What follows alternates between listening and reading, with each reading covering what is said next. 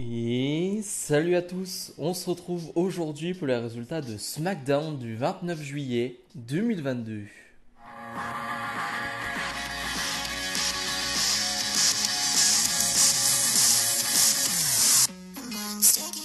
Et on débute ce show avec le match le plus important, Drew McIntyre face à Sheamus. Concrètement, c'est un match sans disqualification, à la mode irlandaise, on va avoir beaucoup d'objets irlandais. C'est un match donc pour déterminer qui sera le prochain challenger au titre de Roman Reigns ou de Brock Lesnar. Un match qui aura lieu lors de Clash à The Castle. Et comme je l'ai déjà dit, mais je trouve ça trop bien qu'on ait deux Européens qui se battent pour ce match.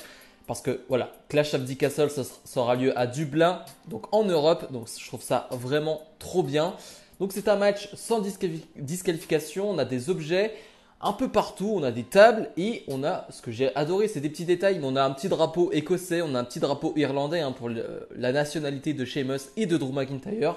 Voilà, ça rend le truc encore plus cool, je trouve, et ça donne envie de voir l'un des deux gagner pour qu'il puisse justement donner tout ce qu'il peut lors de ce match qui aura lieu presque chez lui, j'ai envie de dire, pour l'un des gagnants, enfin pour le gagnant. Bref, on a un match qui va durer 20 minutes. Et un match qui va débuter directement, c'est-à-dire que Sheamus va attaquer Drew McIntyre pendant son entrée, donc on n'a pas le temps. Et c'était vraiment trop bien, vraiment. Et encore une fois, ça c'est sans surprise parce que Sheamus et Drew McIntyre se sont déjà affrontés à plusieurs reprises, donc on connaît ce qu'ils sont capables de faire, on le sait. Mais là, sans disqualification, avec bien évidemment des interventions de Butch et de Ridge Holland que McIntyre va essayer et va réussir à gérer, c'était vraiment cool. Vraiment, à plein de moments, on pense que Sheamus va remporter ce match. Mais non, il n'y arrive pas. McIntyre se relève toujours à 2,99. C'est vraiment trop bien. Le public est pas incroyablement investi, pour être honnête. Voilà, c'est pas le public le plus chaud de la terre, c'est sûr. Mais ils sont quand même derrière Drew McIntyre. Drew McIntyre qui va quand même réussir à s'en sortir en portant un Claymore à presque mi-hauteur, j'ai envie de dire. Donc victoire de McIntyre. McIntyre qui va faire une promo derrière pour parler justement de cette victoire et de ce match important. Mais il va se faire attaquer par celui qui a la mallette, Terry. Terry qui décidément décide d'attaquer tout le monde en ce moment. Vraiment, Terry qui est en guerre contre tout le monde. C'est assez incompréhensible. Mais Terry qui a déjà un problème avec cette mallette, il s'en crée d'autres en attaquant vraiment tout le monde. Shotzi fait face à Aliyah et enfin Aliyah a le droit à un match. Enfin, elle a le droit d'être sur le ring sans que Lacey Evans fasse une promo ou quoi que ce soit. On a un match qui va durer 4-5 minutes et c'est correct, c'est très correct. On voit plutôt de belles choses de la part de Shotzi. Moi, je suis plutôt plus intéressé par ce que fait Shotzi plutôt que ce que fait Aliyah. J'avoue que Aliyah, j'ai vraiment du mal. Voilà, je sais que beaucoup de gens dans les commentaires et même sur Twitter me disent mais si Aliyah, tu verras, elle a du potentiel, elle fait ceci, elle fait cela. J'avoue que pour le moment, j'ai du mal alors que Shotzi, je sais de quoi elle est capable, j'ai déjà vu faire des choses. Bref, Shotzi va l'emporter clean. Et finalement, en même temps, on va avoir des promos backstage, c'est-à-dire que Shotzi reste sur le ring et en backstage, on va avoir Natalya avec Liv Morgan, avec Ronda Rousey, avec Sonya Deville et une Ronda Rousey qui va quitter cette promo en mode c'est bon, j'en ai marre, cassez-vous, j'en ai marre. Ronda Rousey va arriver sur le ring pour s'en prendre à Shotzi, va juste la dégager du ring. Ronda Rousey va prendre le micro, va dire à un fan toi tais-toi, ta mère t'a laissé tomber. Pourquoi elle dit ça? Je n'en sais rien, mais ce fan a dû passer une mauvaise soirée derrière parce qu'il s'est fait insulter par Ronda Rousey pour rien. Et Ronda Rousey va juste se dire bon, j'en ai marre de ces femmes qui, soi-disant, méritent des opportunités. Allez, maintenant, venez sur le ring. Et on va donc avoir un 2 contre 2 donc, entre Ronda Rousey, Liv Morgan et Natalya et Sonya Deville. On enchaîne donc avec Natalya et Sonya Deville face à Ronda Rousey et la championne de SmackDown, Liv Morgan. Un match qui va durer 7-8 minutes.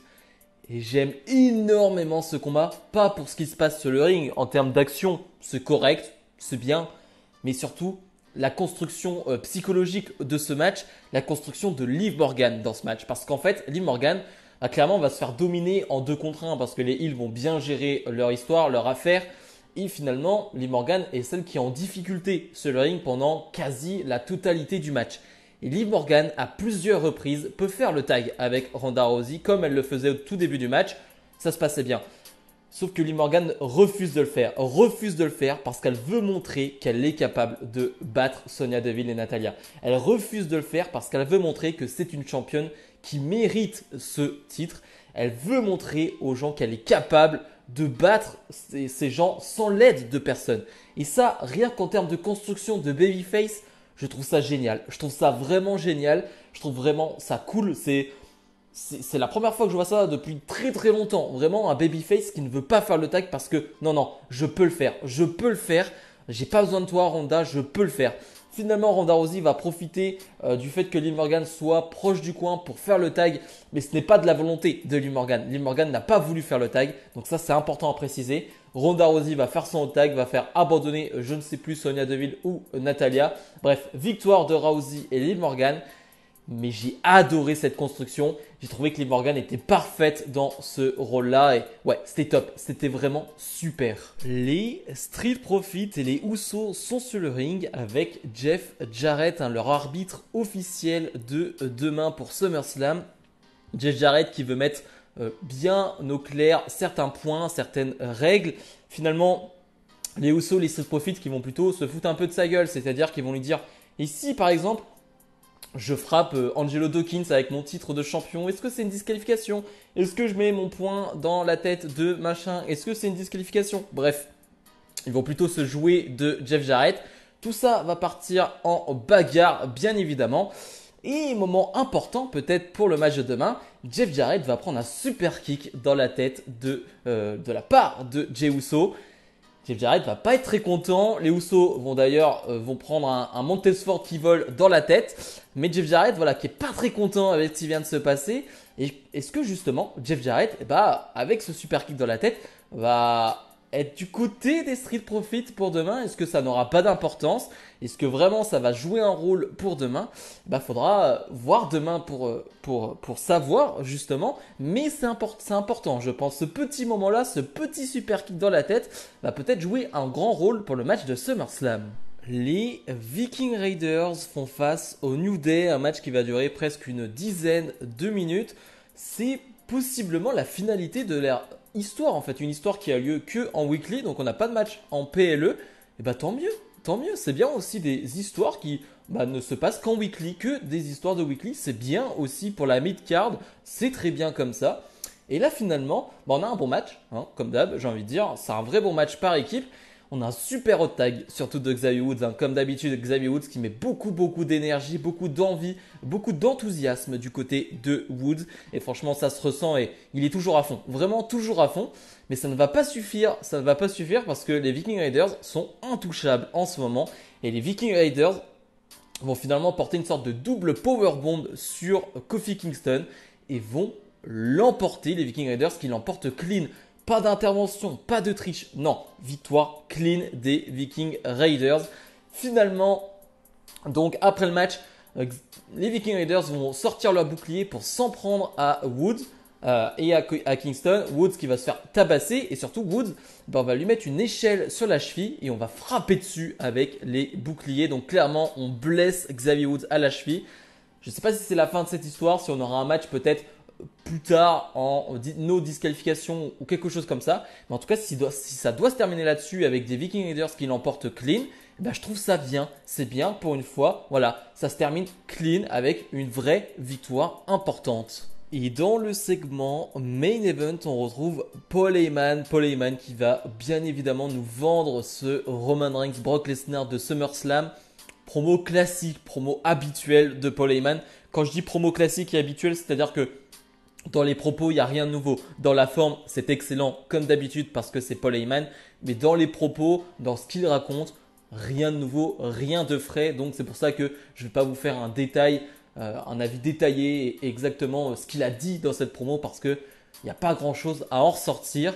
Finalement, c'est Brock Lesnar qui va l'interrompre. J'avais complètement zappé que Brock Lesnar allait être à SmackDown ce soir. Je ne sais même pas s'il était averti, si on l'avait annoncé pour ce SmackDown. Mais en tout cas, il est là, Brock Lesnar.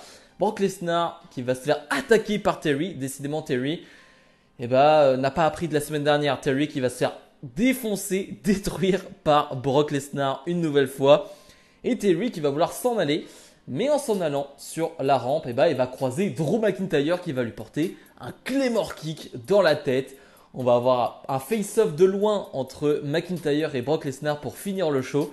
Alors, clairement, on essaye de te teaser ce McIntyre-Lesnar pour possiblement Clash at the Castle. Moi, vous avez vu mes pronostics. J'espère que vous avez aimé ma vidéo. Mais en tout cas, je vois une victoire de Reigns à SummerSlam. Donc, je ne pense pas que ce match arrivera à Clash at the Castle. Peut-être plus tard dans l'année. Peut-être qu'on aura un McIntyre-Lesnar, pas pour le titre, mais plus tard dans l'année. Peut-être début d'année prochaine au Royal Rumble. J'en sais rien.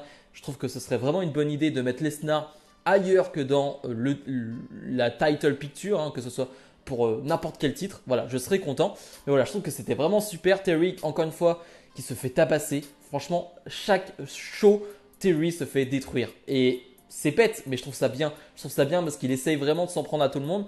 Mais ça se retourne contre lui pour le moment parce que il réfléchit pas assez, il fait pas les bons choix. Et pour le moment, ça fonctionne pas très bien. Et ouais, la petite confrontation, cette mini confrontation entre Lesnar et McIntyre, ouais, ça fait très plaisir. Bilan de ce premier SmackDown dirigé par Triple H. Alors, compliqué de le juger en tant que SmackDown dirigé par Triple H.